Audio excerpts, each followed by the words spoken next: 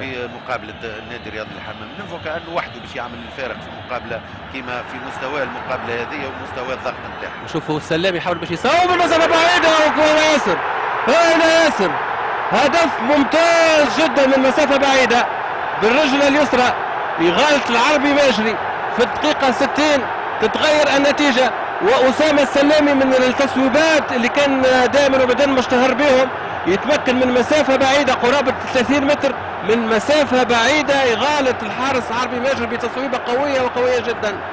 السلامي في عز أيامه الرجل اليسرى المعروفة اللي تقتل كما يقولوا ضربة قوية جدا من مسافة بعيدة ما خلتش حتى أدنى حظ العربي ماجري اللي اضطر إلى جمعها من الشباك من داخل الشباك بتاعه.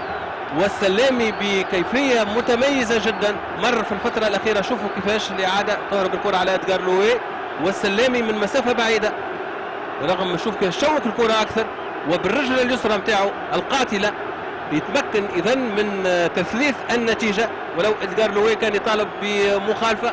ومرة أخرى إذن النادي الإفريقي يستغل الموقف أحسن ما يكون. شوفوا المحاولة اليائسة من العربي الماجري اللي يسقط الكرة في الشباك